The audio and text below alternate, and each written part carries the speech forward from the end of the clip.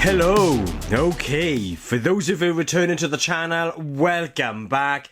And for those of you that are new here, that have just stumbled upon this video, then thank you for joining me. And welcome to my spoiler-free review of Predator Badlands. I have been so excited for this movie. It's one of my anticipated movies of the year. I'm a massive fan of both the Predator and the Alien franchise. I've grown up watching these movies. I was watching the original Predator with Arnold Schwarzenegger at an age that I shouldn't have been, but these are movies that kind of really fueled my love for film. And, you know, they are the reason to why I love cinema as much as I do. And so, yeah, I've been really looking forward to Predator Badlands.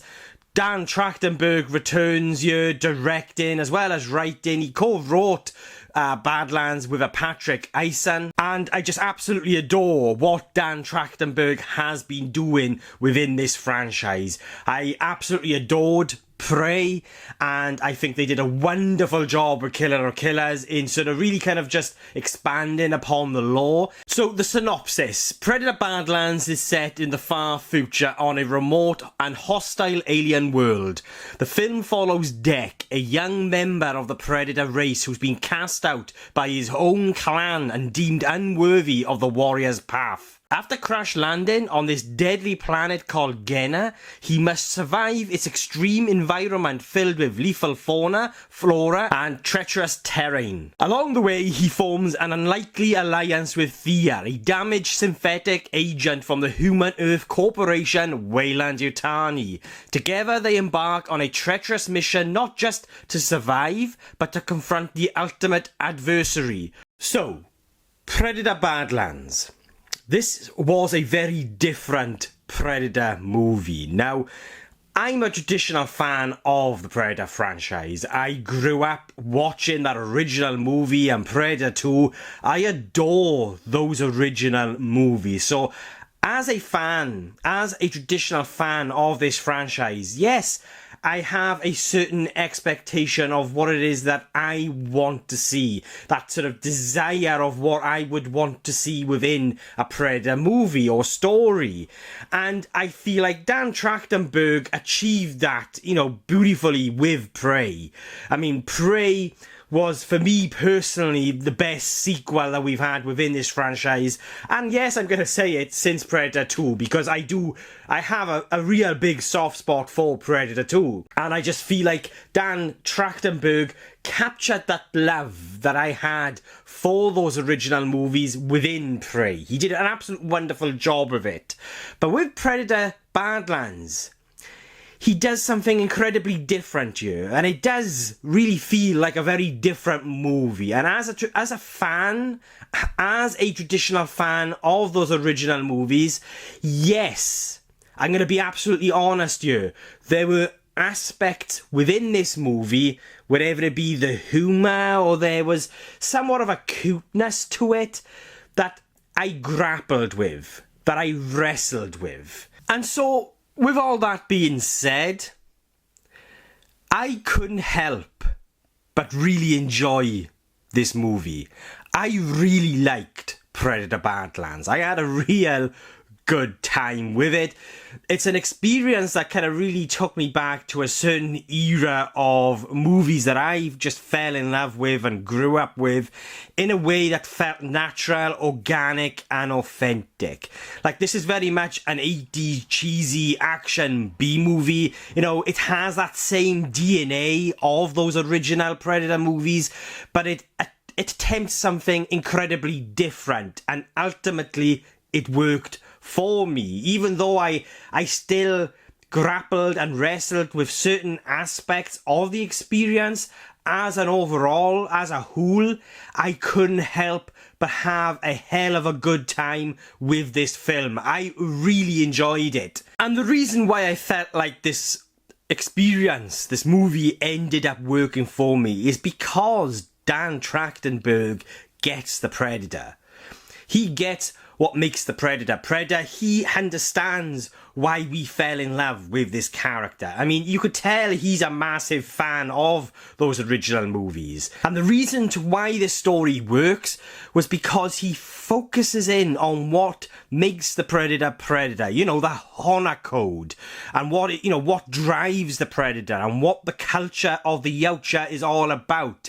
And by focusing in on that and then sort of using that as a catalyst to bring what is a very compelling and emotionally charged story to life, I just thought was incredibly clever. Like, this is a story, the story of Dec is one that I feel so many people are going to be able to relate to, or, of a character being cast aside because of its weaknesses, because it doesn't quite fit in. There are so many very real human themes here that are being explored with the story of Dec that just, for me anyway, swallowed me up within this journey. And it's done in a way that felt natural, it felt organic, and it felt authentic.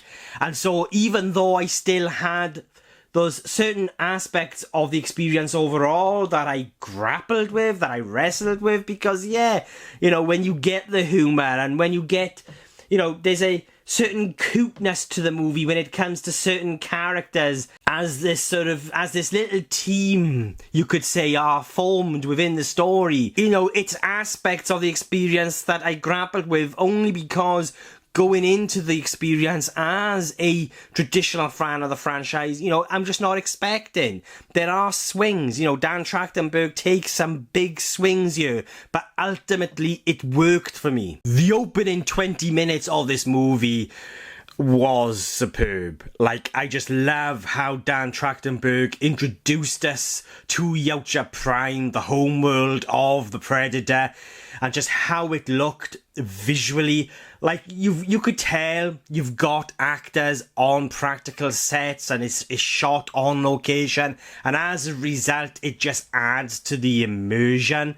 And just how he introduces us to these characters, the character of Dec, his father, his brother, and sort of what happens within that first 20 minutes is just done in a way that it swallows you up. It throws you into what is an emotionally charged and compelling story, and a story where I feel like so many people are going to be able to relate to. The first 20 minutes was a very strong setup, and it's a very sort of seamless transition really from Killer of Killers going into the opening 20 minutes of Badlands, and then sort of taking you on to what is a very different experience when it comes to a Predator film or a Predator story.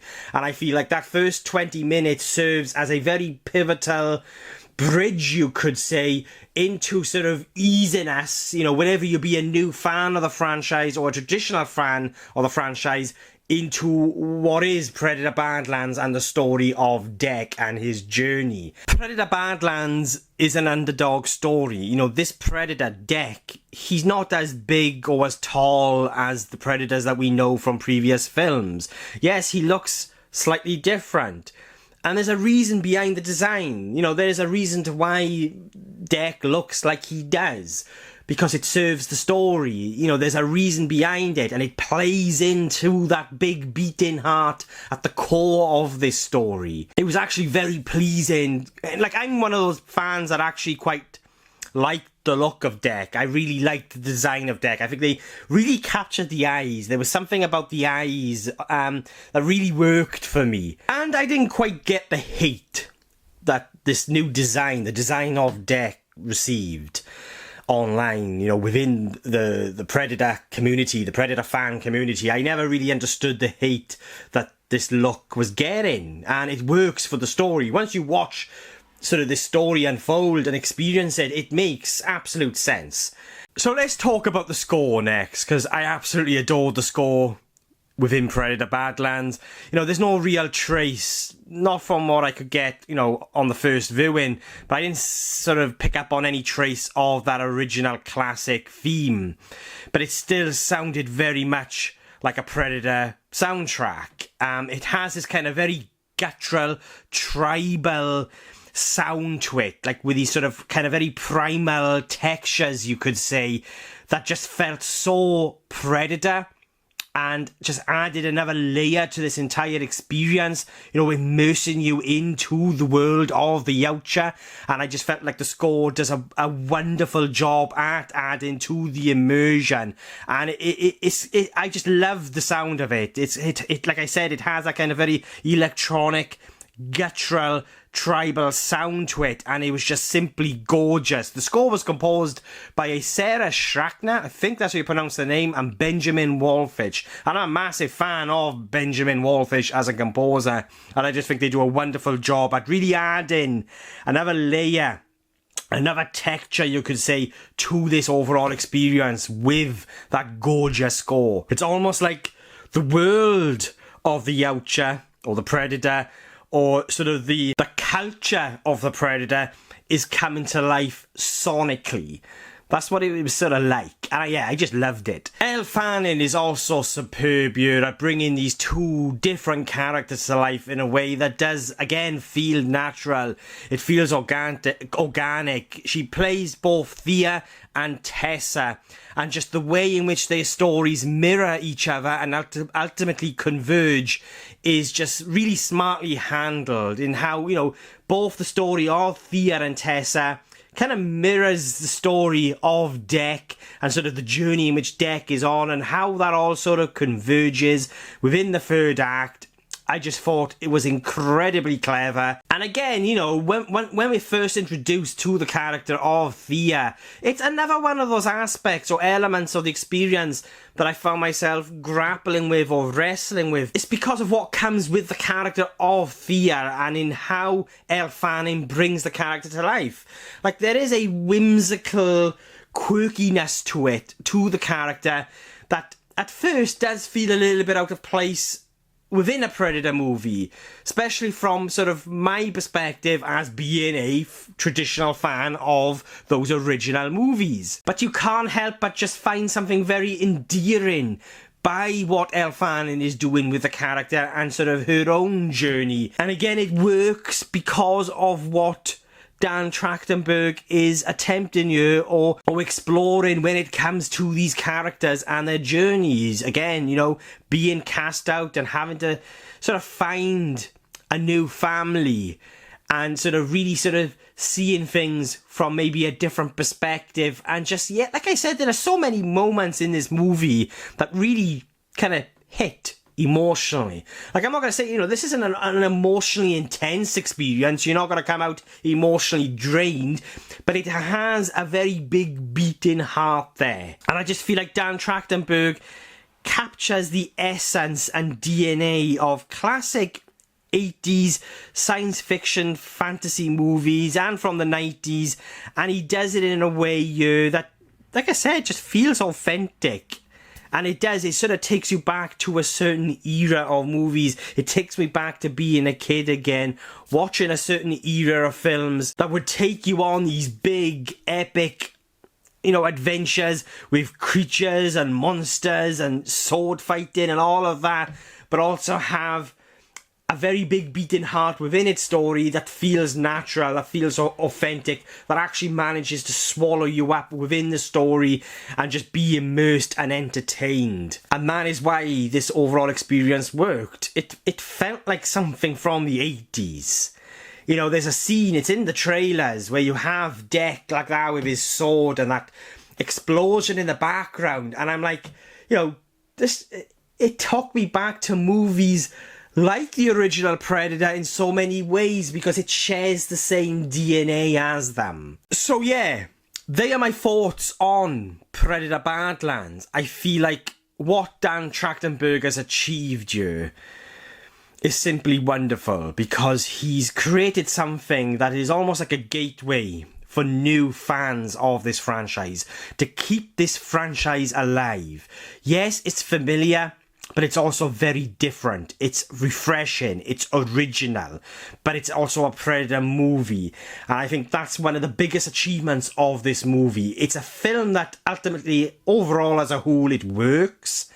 Yes, I think traditional fans of the franchise, like myself, there's going to be things in it that you will grapple with, that you will wrestle with. And then, yes, there's going to be a lot of traditional fans of the franchise and, you know, of the movies that we grew up loving and admiring from the 80s and the 90s, where you're just not going to like it at all and just hate it. But for me, it was a great time. It was a fun time.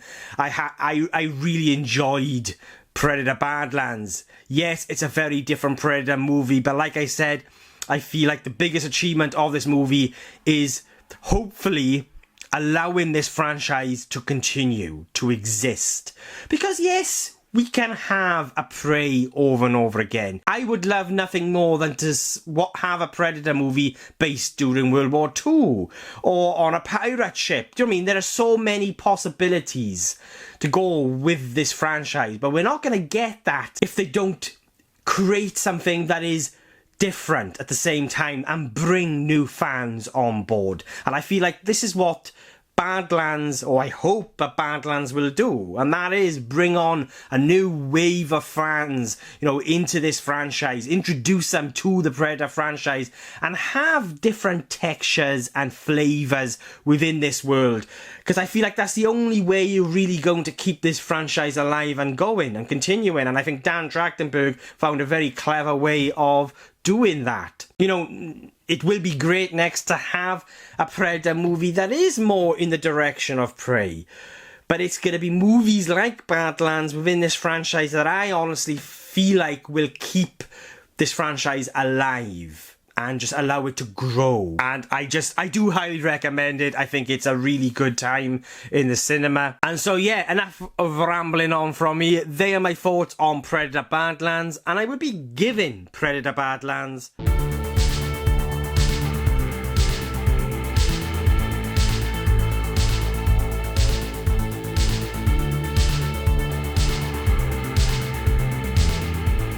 So yeah, they are my thoughts on Predator Badlands. But what did you guys think? Did you love it? Did you hate it? Did you agree or disagree with anything I've said?